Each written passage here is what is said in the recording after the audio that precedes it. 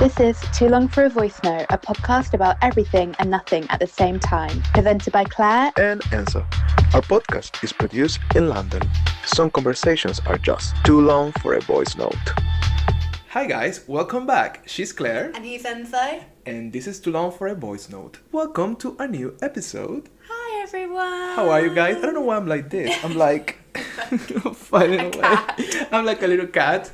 How are you, Claire? I'm okay. How good, are you, Enzo? Good. Excited as every single Saturday that we film our beautiful podcast. Yeah. So thank you so much to everybody who watched last week. We are really glad to hear that you've been enjoying the episode. And yes, thank you so much, please guys. do remember to like, share, subscribe, comment, and all of those little all of those things. things. Thank you for everybody like always supporting us also on Instagram. It's really cool, and we always have different content there, so that's cool. Exactly. And yeah, I hope you are enjoying our episodes like on YouTube. Also, we're having different things. We just released like a reaction video like last week, so if you want to get some different content from us, you can check us on YouTube. If not, please always remember to listen to our episodes on Anchor. If you use Anchor. Yes. Anchor, well, if you go to Anchor website, you get all the different platforms. If you need like a link or something, you get there like Spotify, Apple Podcasts, everything is there. If not, you can just directly go to wherever you listen to your podcast, like. And please what it remember is. to leave us a review because it really supports Please. the podcast. We are looking at you. You better leave us a review. We know. We see you. We see you. We have a few reviews, like 5 stars, obviously. we have 5 naturally. stars. But like every single like a like here on YouTube, it really helps us. Like a subscribe, like if you follow us on Facebook as well, please share it with your friends. All of the little things that you think is like everybody say all the time. It really helps us to keep up in the algorithm. Definitely. We're trying to break that algorithm. Yes. For sure. The seeing you algorithm as well. So, who's going to go first this week? I think this week is your turn actually. my Because turn. last time was me. Exactly. Was me. So it's you. So, I think it's time for... As some of you might know, this week is actually Mental Health Awareness Week. True. So Yeah. it starts when you're watching this, we'll be right in the middle of Mental Health Awareness Week. So this is something that is done every year to kind of encourage conversations around mental health. And mental health is a topic that's very near and dear to my heart. So I thought we would have a little chat about mental health, but in a light way. A light way. So... That's good. It's important to have like a light way because sometimes these topics it tends obviously Exactly. for obvious reasons. Yeah. Tends to be a bit heavy, but it's good to also like the more you talk about them like in a light way, it becomes more normal. Exactly. I guess. So one thing that I think is really important to do, and I hope we kind of are able to do this a little bit in this conversation, but I'm really keen for therapy to be destigmatized. So I think for me personally, like therapy has always been something that is really talked about in my family because my dad is actually a therapist. So it's I think maybe I was always surprised when people were very private about therapy because it was always something that was just openly discussed. So I appreciate that I have like that background, so I know that it's not the normal thing for sure. Exactly. But I think that I personally have had therapy for a few years. I'm currently in therapy, as Enzo knows. And I think for me, it's always just something that you just do. I also really understand that it's a very privileged thing to do. You said like, you do as going to any doctor type of vibe. Yeah. As you go to a completely. dentist, you should go to therapy. Exactly. Yeah. And I think that for a few reasons, which I'll go into in a little bit, but I kind of wanted to share, not to kind of make it all about me, but some lessons that I have learned from therapy. That's good. And that hopefully that they'll give you some kind of knowledge as well. And also I would like to hear Enzo's opinion about them as well, because I think they're very universal, because ultimately we're all the same, we all want the same things in life pretty much. At the end of the day, like I think the basic things, completely human things are very like we all similar want to be kind like of thing. respected and happy. be in healthy relationships Really, and doing like a job hopefully that you care about and stuff. So that's kind of what I mean in sure. that sense. Just to start it off though, I did want to read some statistics about mental health. So 1 in 4 people will experience a mental health problem of some kind each year in England. 1 in 4. It's a lot. A lot, yeah. 1 in 6 people report experience a common mental health problem like anxiety or depression in any given week in England.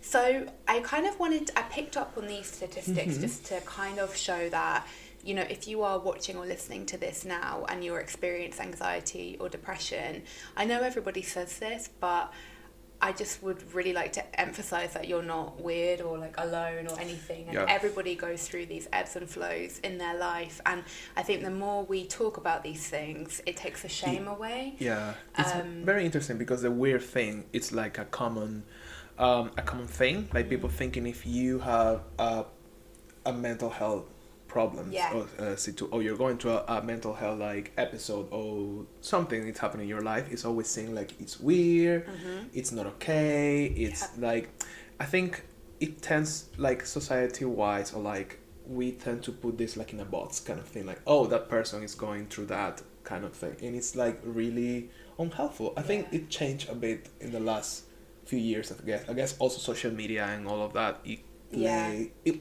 in a ironic way, because also social media is probably the reason of many of the mental health issues that we have now, but at the same time it makes it normal. You can, when you see like even like kids or young people talking about this on TikTok, for example, that's such a game changer. And it's true, and I think you're right with social media, because I think it's kind of given people a platform. Like for example, someone like Jamila Jamal, kind of that immediately sprung to mind. Obviously, she's very passionate about mental health and everything like that, but you know, she has been incredibly open about mental health struggles, and I think it's so important for people to kind of, you know, celebrities, because then you see kind of maybe if younger people are following those people and they see like, oh, they have depression too, it kind of takes the shame out and the sting out, and you think, I'm not alone in it. That's so important, because at the end of the day, you know, like sometimes we always think like, oh, they're just celebrities, but actually there's people that a lot of people look up to, and probably we do in many ways, because, you know, maybe you like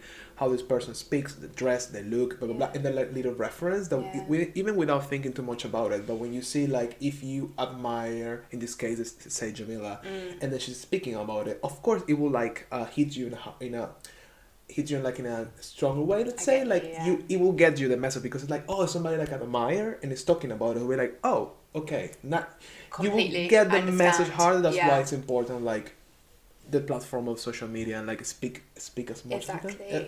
And I think also it's really good to, another person that I think that we both really look up to, maybe we really like him, is J Balvin. And he has spoken very openly about his depression, and he's had depression and anxiety for years, right? And I think that's incredibly brave, also especially for a man, because I think there's more stigma. A Latin American man, like kind of like rapper as well, like.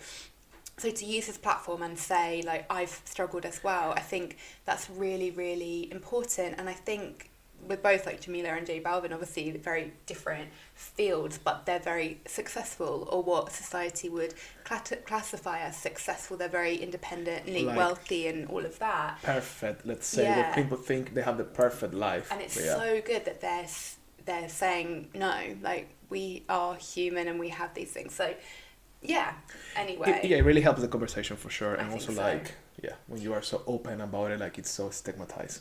True. Well, some of the lessons that I have learned from therapy. Tell me your lessons, Claire. So one big thing, and I think this is something that I hear a lot more people talking about now, I feel like it's almost a bit trendy in the kind of like wellness space, but it's about boundaries and how to have kind of better boundaries, and how I've been working a lot with my therapist on kind of that it is okay to say no. And I don't know if that is something that you've experienced, or maybe it is quite female in a way, because I feel like often we're taught if you say no in a number of different settings, say at work, you might be classified as kind of difficult, and that's something that we're very keen to avoid. But that's one big thing that I think, and I also do believe that comes with age, because I think when you're in your 20s, you kind of feel that need of like, I'm gonna like not have their friendship if I say no. But once you kind of get into your 30s, it's like, if I say no to like going out that night, then, and they get funny about it, it's like, bye then. Like, bye. Have a good life. No, it's, and of course it doesn't happen with like your good friends. It's a difficult one, because I think like saying no, it's for some reason there's like a shame to it, or like feel like you may be being rude, or maybe you are like not being friendly, blah blah blah, and then you ended up doing things that you don't like, or you ended up being in a situation that you not feeling comfortable, you don't want to be to, just because you don't want to say no. But as you say, I think, well, at least for me, I learned that to be better at this just by age, you know, like, and you learn, and then you start to like maybe understand how you will use your time. Yes, so like true. And that doesn't mean like, you know, like, even if you will spend the time with a really good friend, but maybe that day the best option was better to say no, and you stay by yourself because you need to do something else, or you need to do whatever for yourself, whatever it is in that case. But I think it shouldn't be like a shame or something bad to just, even if it's your friend, to say no, not today. It's totally okay. Yes. Even if it's somebody that you love. It's like, for example, if I'm having a great day and you tell me, Enzo, let's do something, we'll be like, I'm not feeling great today. Let's do that. That's good to be at that as well. I'll be like, you're blocked, removed, never It come will to be my like, house ever excuse again. me. The podcast is over. No, I'm just joking. Yeah, But you know what I mean? Yeah, but I think completely. it's harder with people that you love and you care about, because It's it feels a bit like you're doing something wrong, but at the same time you have to take care of yourself, and you need to like know where you put your time, or how you where you put your energies, like how you like divide that, because it can be tiring, you know. I get what you mean. I feel like I actually, like, the older I've gotten as well, I really appreciate it when my friends and family are incredibly clear about their boundaries as well, and how being able to, like, it's not just about you setting the boundary, it's about you accepting other people's boundaries. And I think that can feel like a rejection, but it's not.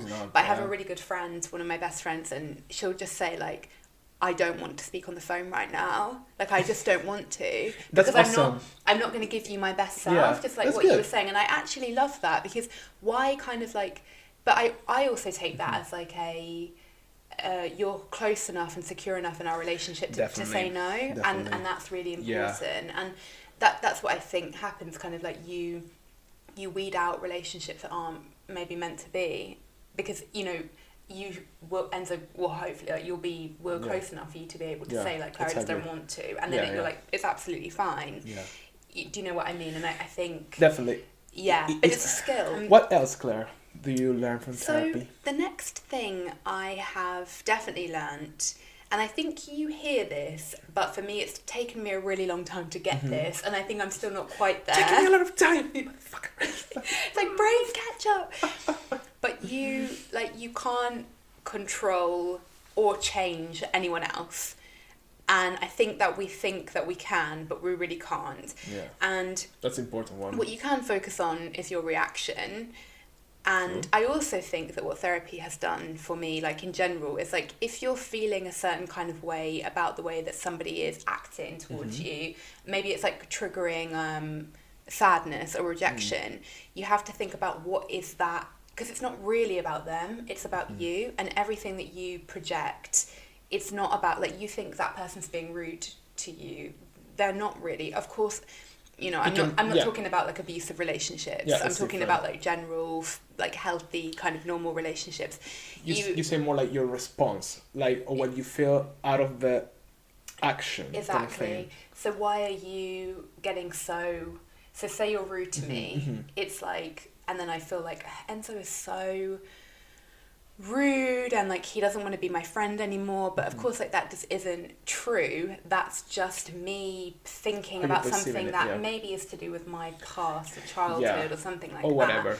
And really, like, it's my job, or Enzo's job, you know, it's your job to think about, don't put your shit onto other people, basically. Of course, you know, again, this is like just in a normal, healthy relationship. I think because it also is important, like, when we get this reaction, especially, I feel like, you know, maybe the person is having, like, a bad day also. True. So maybe if I reply to you, like, whatever, you know, it's not about, like, it's about me, like, blah, blah, blah, blah. Very true. You know, so that's difficult to get to that point of, it's not all about you. You also need to understand that maybe that person from the other side is happening something. Yeah. And maybe it's not the right moment, that the person don't want to talk about it right now, or whatever. So it's not about, like, and if you're feeling like that, why? If you're feeling like, another friend is rejecting me, my heart is broken, so that's why you go, like, it's your shit that you need to, like, think about it. Yeah. Like, why, if anybody says to you like this little thing, you already will think like it's rejection, for example. And I think that's really difficult. It It's very is, important. and I think that also I think when you have therapy, like if anybody's watching this, you've had therapy, I do feel like you're very cracked open, and so then Okay. you become very aware of all your different feelings and reactions to things, and you notice patterns in yourself. So you notice a pattern like when somebody tells me no, I feel rejected or I feel bad about myself. When somebody cancels a plan, I feel angry, and so it's actually like your job to Why you Yeah. feel that specific way. exactly. Yeah, it's very interesting because, for example, I never had therapy. It's not because I don't want to, just didn't happen one day. Maybe I would like to try. But it's interesting because sometimes when we talk about, and I think it's something like, I would say like, I learn from you, or maybe like I understand now from you better. Yeah. Because when we talk about something, you always asking me like, why do you feel like Oh, that, or how do really? you feel? You know, like. Deeper They did, kind of, and we yeah. talk about this like long time ago, like from some conversation from therapy about like yeah. this topic, like the root of. Yeah. And sometimes like you ask me like, why do you feel that, or how you feel that? It's like Mm. it makes me think like, what's the root of Yeah. the core of the feeling? It's like if I feel angry, why is it making me feel angry? And it's something that before maybe I wasn't aware, Yeah. but like having this conversation, so like you asking me, it's Yeah, like I'm thank glad you, that- Claire. Like you asking me, it really like helps Yeah. you to like, so I understand in that way how therapy will help you, Mhm. because also because we have this conversation and I catch up that and Yeah. it stay with me. You Oh, always good. ask me. It's like okay, Yeah. but for other people maybe not. That's why they should try therapy, because they will like develop this like It's true. It's let's like say, self-awareness. skill. I think Self-awareness, yeah. it is also kind of annoying as well. I will say that as well, because I think I maybe will always be like, but why? Like, why am I? Or with myself as well, like, but why am I feeling that? And sometimes it's just like you don't. But that's the thing. Like my therapist always says, like it's work. This is work, because in a way it's easier just to be like, I'm angry. That's it. And it is, but then you never really change if you're not like, oh, that's why I'm always angry when blah that's blah blah. so But it is important. actually sometimes a bit like tiring, and I have to say that sometimes I'm just so not in the mood for that, Yeah. because it's kind of a lot to kind of always be Yeah. questioning your feelings. Of course, being a person is hard, but it's It true. is. I mean, if you want to like growth and like Yeah. feel better of yourself and about your relationship, it's hard. Completely. I mean, if you want to stay in the same lane and the same thing always, that's your choice. But probably that will like make it difficult for you to like grow for sure. Like Completely. evolution. And I think the last thing, just to kind of wrap the topic up, and this is something that has been one of the biggest takeaways I think that I've had from therapy, and it is that feelings will end, or a feeling will go away. So, for example, I definitely struggled with depression, very depressive feelings, and I think that when you're depressed or when you're down, oftentimes you think it's never going to end, or it's never going to go, and you're never going to feel happy again. But that's just so not the case at all, and that is purely the depression talking. Or like Interesting. when you're angry, I'm never going to not be angry at this person. It's No, not true, like yeah. but it's hard to sit with that, but you always do. You know, it's that thing of like, I always remember like, what's down will go up, and what's up will go down, and that's life. Like that is one day you're fine, one day you're not, and it's just about learning to manage that. And I don't know why, but for me that's really helped me to kind of ride those kind of sad periods better. And yeah, if you're listening to this Makes and sense. you're in a depression, like please know that it won't always be like that. You know, you will be happy or content again, and that's just life. It's really difficult, I guess, because there are emotions that are really like peak, like Yeah. angry, happiness, sadness. yeah. They're very like a strong emotions. So I guess the feeling of thinking like it will change, Exactly. it's hard. Yeah. It's like because you're like here and the other emotion is like here, or the other Yeah. way around. So it feels like such a long way. Especially I guess to something like depression, that it really like Yeah. change everything in a way. Exactly. So it's difficult to see like Yeah. actually that it may change. And I think imagine, yeah. if you're like get it. kind of like maybe I would say I'm a fairly intense kind of person. If you are intense. Like I feel so happy when I'm happy and really sad when I'm sad. So that can make it like... I think therapy's helped me to like bridge that gap a little bit more and be like, it's okay to be like super happy as well, but like not super... And it's just like, it's just that self-acceptance. It's just like, I know I am like that, and like, you know you are like that, Enzo knows he is, and it's just about like... Yeah, I guess it's a basic thinking, but I think it's important to think like we always, like everything change all the time, even like your mood change. Completely. So if you're feeling like super bad, it will obviously, I guess when you are so down, I never suffered depression, so I'm just speaking out of like why I could understand. But I guess like it's so difficult to see like a different way, like it's so difficult to see like it may be another way. But that's, I guess, the skills of therapy, because the more you work on it, then I guess something in your brain activates like, okay, it will get better at one point, and that helps you the process. I understand. It may like... Yeah, and just kind of, because, of course, like when you're depressed, like, or saying to a depressed person like, oh, cheer up, it will get better. Yeah, it's like when somebody's in a breakup, everyone can probably relate to that, like, cheer up, get over it, you'll meet someone else. It's like, it's not helpful. But just that kind of knowledge of like, we can, because you know, depression is like serious for a lot of people, and for me even, I feel like it's very minimal. Like I'm very like functioning, and thank God, like I've been in a period of like being extremely content. But I think, to be honest, like I still do have this thing in the back of my mind, like, ooh, like what if kind of thing. But yeah, just not having the knowledge that like you will, you know, be better, and like even if it's not somebody else telling you that, because that's sometimes annoying, like you learn how to tell yourself that. So yeah, that's kind of everything. Good topic. It's really good. It's really good to talk about these things. I think we need to like really, I think as a generation we are way better than this. I feel like, for example, like my parents or my family overall is not something, I think, especially in Latin America, or at least for what I can see like in Venezuela, which is my case, but I think it's the case of whole Latin America, we're not really open to therapy. Okay. I think I heard Argentina, like in Argentina, right? Argentina, also because I have friends living there. And like I have a really, really good friend that he's living. Hi, Sergio, if you're watching this. And we had these conversations about like difference about Latin America. And he told me like, yeah, in Argentina it's very common. People's like, oh, you have therapy, you have blah, blah, blah. It's very like nothing, which is really good.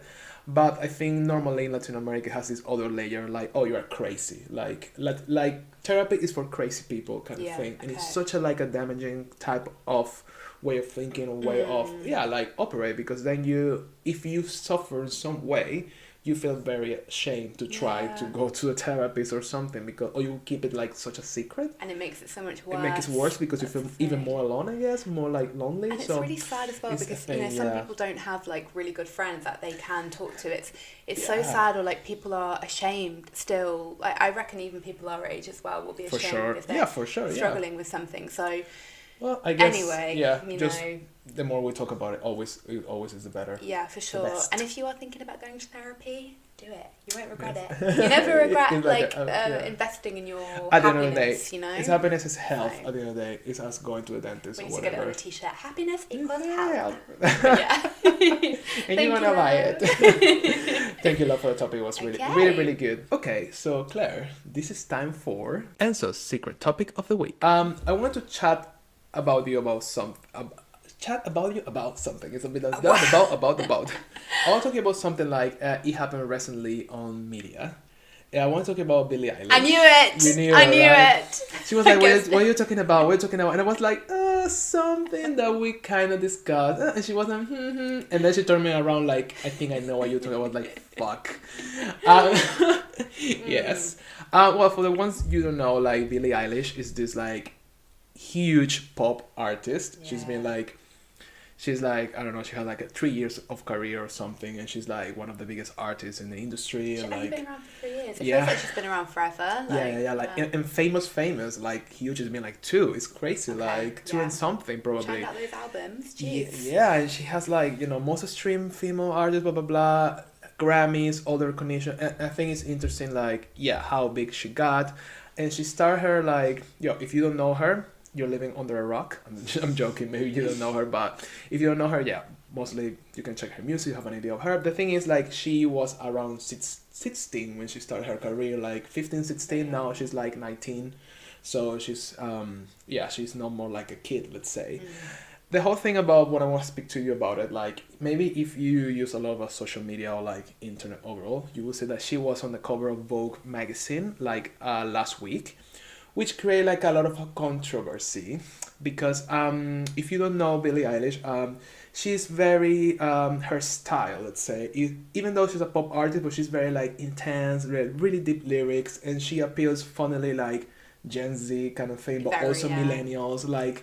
You know, like her music, it's very like us. We will listen to her music and like also older people because it's not like just pop. She's just got a really good voice. Really good voice, really good lyrics, Yeah. and you know she's very like artistic. So she Yes. appeals everybody. The thing is, like her image always was very like baggy clothes, very like sporty, very like Loose fitting. very loose like, fitting. yeah. And the thing is, like she's kind of like a rebel for like in a way she's Yeah, always been like that, and she spoke about before like about her like struggles with like her body and like mental health and depression and all of that. She's very open about it. It's very like, you know, like basically what we're this is like I think it's a very good continuation about the previous topic because she's basically, you know, like she speaks about these things like nothing, like very open as it should be, like yes, this and that, which is something maybe our generation, but when you're younger we didn't have that. It's because that Gen Z generation has grown up with the internet. With the internet, so so they're like, it's good though. yeah, I got depression and now I'm better, you know, that type of vibe. Yeah. The whole thing with Billie Eilish, she got this Vogue cover, which is now she's making her comeback, it's her new album, but it got a lot of criticism from some people in a way that it's like, wow, we're still having this in 2021. The thing is like, the cover is like 100% like a total change of her image. Like she's looking like a very like a pin-up, Okay, like yes. 50s, 30s kind of look, like very like woman corset, like she was showing her curves, her body, like, so it was very like a shock because she's normally hiding her body. Yeah. And in the past, she acknowledged this because she was always like, I'm hiding my body because I don't want to feel like people judging it, because she was insecure, blah, blah, blah. Because she was a kid. That's the thing. She was 15, she was 16, she was a kid. And people were talking about her body. And she was always like, why are you talking about my body? I'm a kid. You know, I do whatever I want. But now, of course, she's like a woman. She's becoming a woman and she's feeling more comfortable with herself. And she decided to be like, fuck it, I will like take control because I want to do it now. And you know, the photos are like, actually they're a bit shocking because it's like a version, 100% different version. It's like, and she looks beautiful, but she looks like it's really different, but in a really good way. But of course the criticism was people like, typical thing, like, she's a sellout, she's this, she's that, because now she's selling her body, she's showing her body. And you know, it's always things with women when they, as soon as they own their bodies and they are like, I'm doing whatever I want, and they're showing power, like people attack that and they say like, you're selling it, you're doing it because something, not because you're feeling good. Something that never happens with a man, of course. So yeah, I want to talk about, I have like a few quotes of things she said, and like I want to talk like with you about it, and like how it's like, because she was speaking like about owning her body now, and like it was her choice, she was in control. Actually, she talked with the photographer with Vogue and she proposed the concept, so everything is like created by her, from her, because she obviously, from especially her point of view, she's being criticized for her body or like why she doesn't show it. She wanted to make a statement, and it's like, I'm doing this because I want to and I desire it, and I want to look in a certain way. So, and it's interesting because it's like a coming to an age, kind of like, I'm a woman now and I'm doing this because I'm feeling good about it. So I wonder if you ever had like that feeling, maybe like like coming to like, I feel like a woman now, and I will, you know what I mean? Obviously for artists a bit different because they have different type of pressure and they need to show things in a way, like. And we didn't have social media when we were turning like 90. Well, we were just probably on the cusp of like in that kind of age. And overall, what do you feel about that? Like, well, I think it's kind of like, for Billie, it's kind of a tiring thing that we're still talking about it, isn't it? Because it's with Billie Eilish, like I love her, by the way, but she literally can't win. It's like we talk about all the time. Women can't win, you know. And I think like we really need to emphasize this point of, she was like actually a child like 15, 16. She Now, you know, you're so kind of like your body's changing a lot, and like I can't imagine the kind of scrutiny and criticism that she will come under. I remember like a year ago, it was like she obviously like her boobs had grown, and so she had like her boobs had got like really big, or maybe her boobs had always been big, but she went out in like a tank top. Do you remember? Yeah. And everyone was like, "Oh my god, she's got really really big boobs." It's like, And she was shamed as well. it's awful. She was like, ashamed. Did you say? No, she was shamed. I mean, like they shamed her, like, yeah. oh, big boobs. Oh, she's bigger than we thought it was. It's like, why? What? It's just it's Why she has to be in a way? You know, and first and foremost. it's sort of like I think it's absolutely great and an absolutely great move what she did with Vogue, and kind of going to the photographer and saying like, this is what I think is sexy, like this is how I want to be perceived. And I've heard a lot of people saying like she's a sellout and all of that kind of stuff, but then she's criticised for not using her body in a sexual way. Again, she just can't win. And I feel sorry, like, why do you think like people think like a woman is a sellout because she's embracing? Why women's sexuality it's always a problem, and why it's always something bad? It's like, you know, owning who you are as a woman. It's negative at the end of the day in any way, because if you're showing your body, you're selling it. Why you're not just liking your body? You know, it's because complicated. We're like society doesn't like it when a woman knows what she likes, or a woman is in charge of her sexuality. We have a fucked up relationship with women and their bodies, and women and their sexuality. Like we spoke about this, I'll leave a link in the cards now, but about Cardi B and Megan Thee Stallion like really owning their sexuality in WAP, the WAP music video, and like the huge controversy. I just see it as a continuation of the same, that I don't believe that men, it's not I don't believe, I know that men are not criticised in the same way. I don't know, I just feel like it's always a stigma about women selling sex in any way, or not selling, like showing your body is like selling sex, but at the same time like selling sex is something like so even if you are like a stripper, then you're gonna be like looked down, like, oh, because, but why always like that? Like, why women has this like kind of pedestal in a way, but it has not a pedestal, it's the other way around, you know what I mean? They put you like in this position, but actual position is not here, it's there, because it's always like criticizing kind of thing. Like you shouldn't like sell your body because it's wrong, because actually you don't have the right to do it, because if you do it, you are like a bad person. And it's this thing of like a woman's body doesn't belong to herself then. That's the thing. And I think a lot of in society, and I think this probably like goes across different countries, because I think this is probably the case in like Latin America as well, and like certainly here.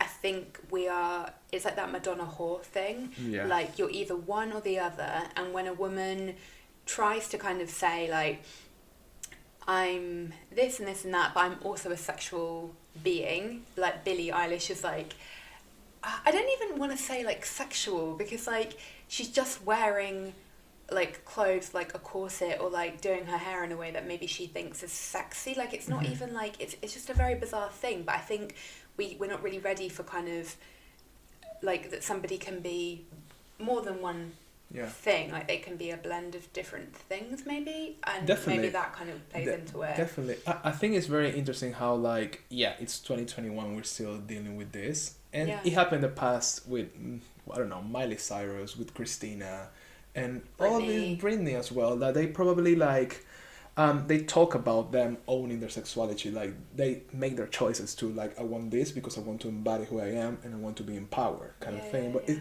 obviously like, back in the day, like as we talked before, like Miley and Christina and Britney, they were called whores and prostitutes and like selling whatever. And nowadays, all of these years after, we're getting like kind of the same reaction with Billie Eilish.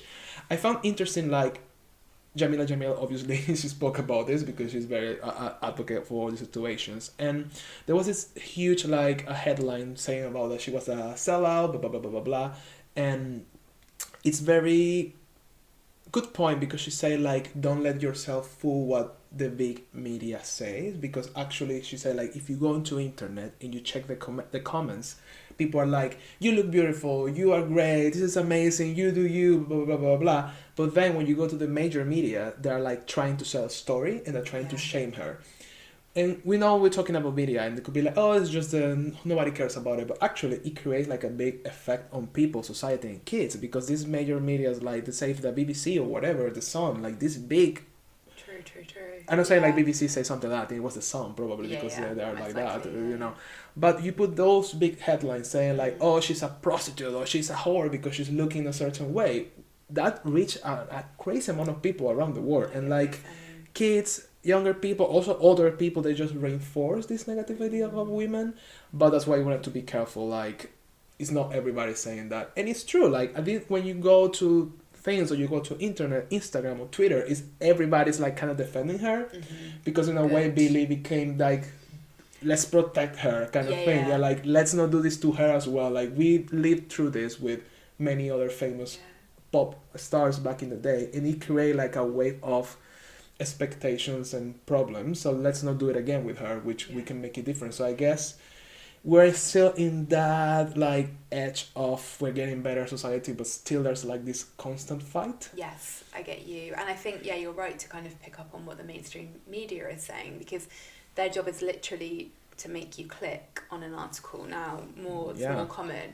And actually that's not really, and that is again a positive about social media, that you kind of can have this, however kind of like curated it is, a relationship with these artists. So her fans can comment and say like, Billie, don't worry, like, you know, you look great. And like, if you say like, if people are actually defending her, but you can be swept up by this kind of like false narrative of like, she's selling her body and blah blah blah, and like, I find like this, I know it sounds so like superficial, but the thing is like these little things, they change ways of thinking, because music is such an influential thing. As it was for us, as it is for us, and for the new generation. Even though, like, for example, like the new generation, like Gen Z or whatever, they're into TikTok, and TikTok more than ever is about music and dancing and fun. You know, it's so connected to that. And I think this new generation of kids and girls and boys, they're looking to these examples as Billie Eilish, and they're looking like, oh, you know, like it's good to, when she says like it's good to do whatever the fuck you want, because that's what she's on Vogue magazine, and on the interview she said like, do whatever the fuck you want, if it's your choice, if you're happy with it. So that really sends a good message to like young people. It's like, I wonder like, and I hope, and I think it is like that, it's creating like a whole new wave of people, like a new generation, a new way of thinking, because these kids, when they're older, they will grow with this type of mentality, like I'll do whatever I feel it's right for me, especially if you're a woman, because you have all these layers of pressure. It will be like, you know, if I choose not to show my body because I don't like to, it's fine. But if one day I want to dress what is supposed to be sexy, it's okay, and nobody has the right to tell me that's wrong, or you shouldn't, or you are doing something that's not you, kind of thing. It's true. And I think obviously like I think she's a really good role model for the generation below us, because she's obviously really intelligent. She's clearly got like a very strong like family unit, like she works with her brother, and like you know, she's very well informed. I think that of course like we recognise that, you know, she does have some power. Definitely. Of course, not everyone's going to be able to go to Vogue and say like, listen, Vogue, like this is what I want. But she's utilising it in a really good and positive way. And she knows that her fan base is probably like the majority of similar kind of age to her. And I think the more you speak about this, it gives power, because the fact that Vogue is letting her, she's an artist with just a few years of a career, obviously this huge artist, but she's 19, she's still basically like a kid still, you know, she's becoming a woman, but she's still very young. And the fact that Vogue knows how society and culture is changing, and allowing her to come to them saying like, I will do this and that with this photographer on my terms, that speaks a lot about the future and how it should be. And how like women and men as well, in some cases, they can take the narrative of their life and situation or whatever they want. I think we're moving out of an era of the Kardashians. I think that I might be completely wrong, but I think we're kind of like over that now, and I think there's like a little like the tide is turning. Maybe because of just like how culture changes, also maybe because of like the shit we've been through with the pandemic and everything like that. Probably as well. But I notice like it's kind of like we're getting slightly over that. Like, I mean, this might be wrong considering the absolute like drama that the what's the one called, Chloe, the like released photo like caused, like she you know, she obviously, one of the Kardashian sisters, like she an unedited photo Oh, was and it released was a by somebody holiday, she yeah. was on holiday with. But I think that kind of like maybe everyone's slightly getting a bit bored of that, and Yeah, for sure. hopefully, I mean, Hopefully. certainly people who are younger as well, that they are kind of like, yeah, it's So, interesting topic, love, Good. and good on. Even though you figure out the topic.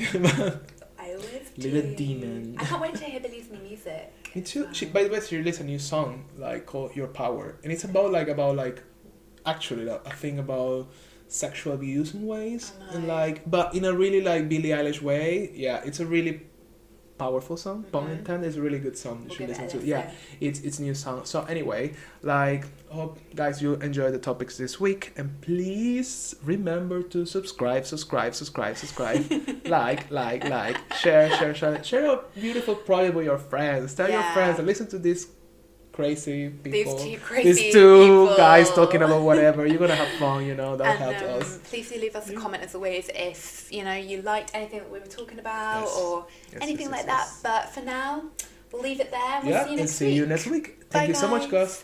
guys. Guys. Guys, bye bye. Bye. See ya.